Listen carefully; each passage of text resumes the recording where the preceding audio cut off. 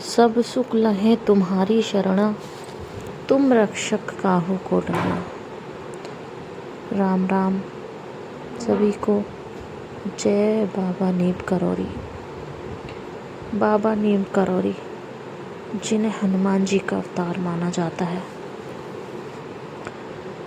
युवावस्था को छूती वह भस्म लपेटे कोपीनधारी जटायुक्त एक जोगी बाबा, हाथों में चिमटा कमंडल लिए ग्राम नीम करौरी, जिला फर्रुखाबाद, उत्तर प्रदेश के बीच होते हुए गंगा स्नान हेतु फर्रुखाबाद जाया करते थे। वह वेश तथा मुखमंडल के तेज से प्रभावित ग्रामवासियों ने एक दिन आपस में बातचीत कर योगी से गांव में ही बस जाने का आग्रह किया। जोगी ने भी स्नान के बाद पुनः वहीं लौट आने का आश्वासन दे दिया और स्नान करने के बाद जब बाबा लौटकर गांव में एक विशाल वृक्ष के नीचे आसन जमाकर बैठ गए।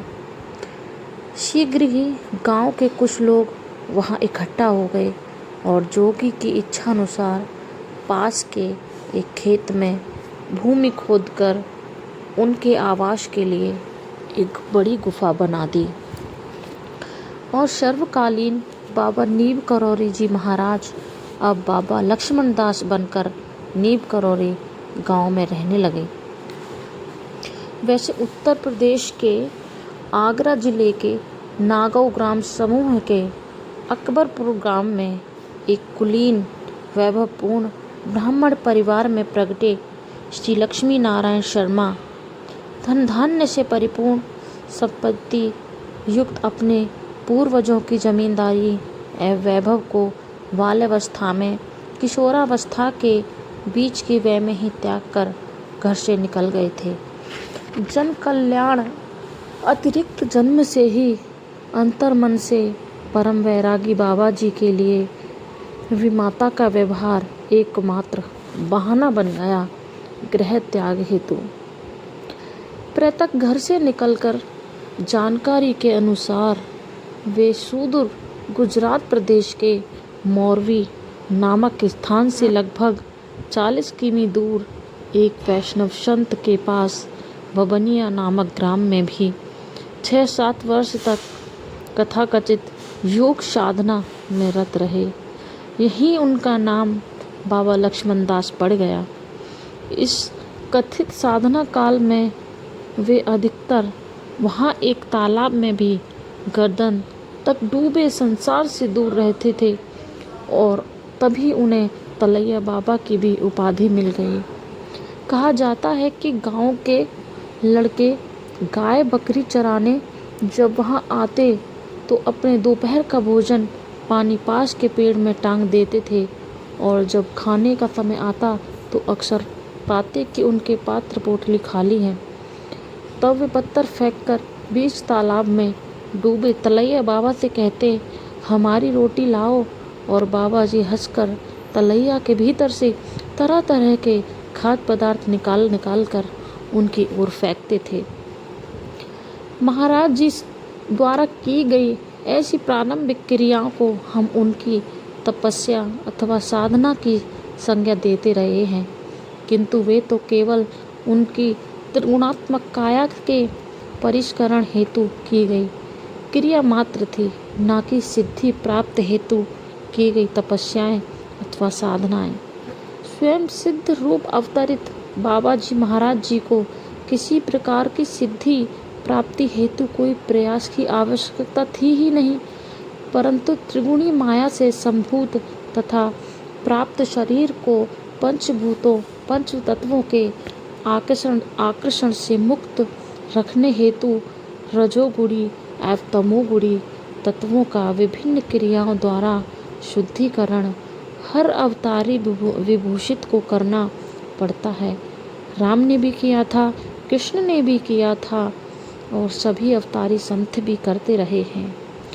इस संदर्भ में महाराज जी ने स्वयं ही अपने श्रीमुख से अपनी मौज में एक भक्त से कह डाला, पूरन 17 वर्ष की उम्र में ही मैं हमें कुछ भी करने को बाकी नहीं रह गया था। इसके बाद तो बाबा जी नीम करौरी में गुफा निवास एक कौतुक मात्र था। अवतार के उद्देश्य की पूर्ति हेतु उपयुक्त समय की प्रतीक्षा में, जैसा नीम करौरी में तथा उसके उपरांत की गई लीलाओं में स्पष्ट है। बबनिया तालाब में घुसे बाबा जी ने उसी के किनारे पर एक हनुमान मूर्ति को भी खुले स्थान में प्रतिष्ठित कर दिया, जिसके लिए कालांतर में एक मंदिर भी बन गया।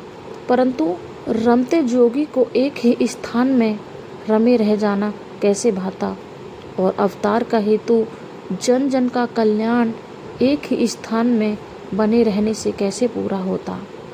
अतएव 6-7 वर्ष बाद वर्ष 1916 के लगभग मंदिर एवं आश्रम को रामबाई नामक महिला संत को सौंपकर पुनः वहां से निकलकर बाबा उत्तर की ओर चल दिए और नीम करौरी गांव को अपना लीला क्षेत्र बना लिया, जैसा प्रारंभ में कहा जा चुका है।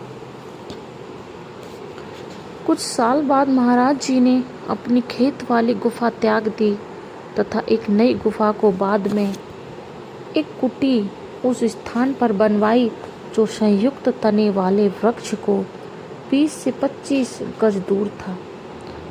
उत्तर पश्चिम की ओर वैसे यह स्थान अत्यंत निकृष्ट था, जहाँ पास में मनुष्य, गधे और सूअर सभी विष्टा करते थे, परंतु सकल भूमि गोपाल की वाले बाबा जी के लिए यह कोई रोग का कारण नहीं हो सकता था।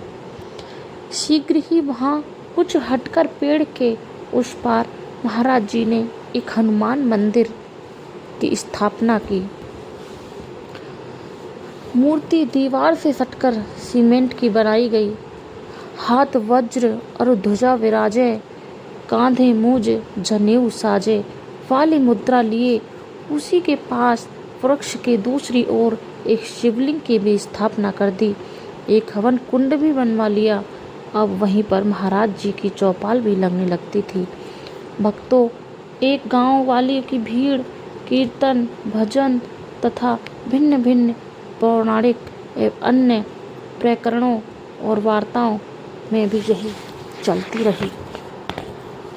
इस मंदिर के पूर्ण रूपे यथाविधि प्रतिष्ठान में बाबा जी महाराज ने 1 माह के हवन यज्ञ महोत्सव का भी आयोजन किया।